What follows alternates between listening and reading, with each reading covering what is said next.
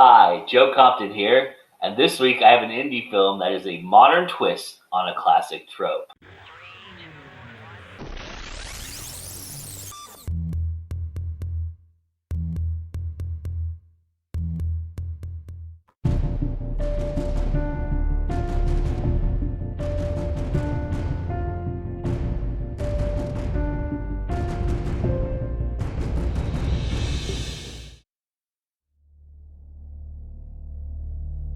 I've been here for a week, and all I've done is look at my watch while they whine about how hard it is to find a nice boyfriend, or that their boss doesn't appreciate all the hard work they do.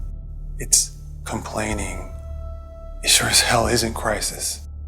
You volunteered to be helpful, not entertained. LGBT Crisis Hotline, Simon speaking. I need to talk to someone. He's young, he's alone.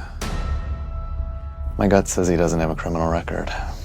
Tell me what's going on with you. That's complicated.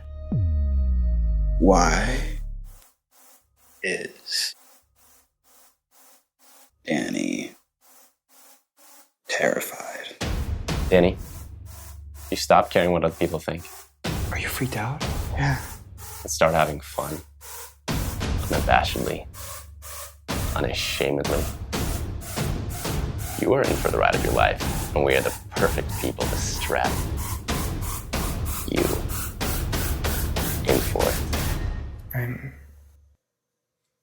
nervous. It's why I have to kill them. The trailer you just watched is for the indie film Crisis Hotline, which has been distributed by High Octane Pictures and was created by Diamond in the Rough Films, written and directed by Mark Schwab. It stars Christian Gabriel, Pano Tsaklas, Mike Mizwicki, August Browning, Corey Jackson, and Christopher Fung. It's a story about a young man who calls a suicide hotline operator and threatens to kill 3 people before killing himself. We then flash back to the events leading up to the grim circumstances as the Crisis Center attempts to trace the caller and keep him on the line before he kills. This is a very Hitchcockian, David Fincher-esque film. Like I was saying in the intro, it's a modern take on a classic trope. And it leads you on this incredible road. It sets up such an incredible, unbelievable, just amazing ending. And it is so well crafted. It is very, very methodical. And it just has just this underlying creepiness with this glimmer of hope. And really, I attribute a lot of both of 2 performances that really stood out in this film, which is Christian Gabriel's performance and the performance of Corey Jackson. In fact, I think without Corey Jackson, this film doesn't work at all. You can see his effort and his strength and how he anchors this film. And like I said, the story is not unique, except that it's told in a different setting than it normally would be told in. It has a tinge of real life to it, and which really sells it as well. This is an incredibly well-shot film, well-lit film. The amazing moments are so well captured.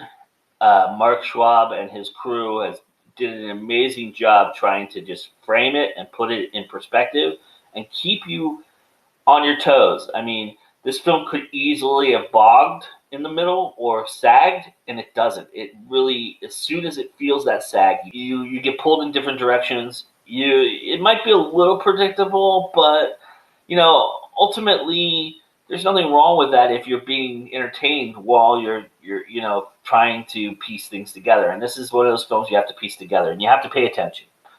Paying attention is crucial. So don't put this film on in the hopes of just having it on in the background. I will warn, there is some gratuitous sex in this film. So if those parts are very few and in between, and a lot of it is implied. It's not on screen all that much, but it is there and it is apparent. and it is a big part of the whole plot. Crisis Hotline is an amazing, amazing triumph. Mark Schwab, who is a veteran indie filmmaker, really shows what he's learned and used in his craft over his time as a filmmaker. I mean, this is really just well thought out and well planned and well executed, and it is an amazing, amazing film. I highly recommend going and checking it out. And if you like the trailer and have heard a little bit of what I've just said, definitely do that. I'll have the links for you to do that. I know one thing. I will not be afraid to dial up the Crisis Hotline again. And this has been another Flash Review.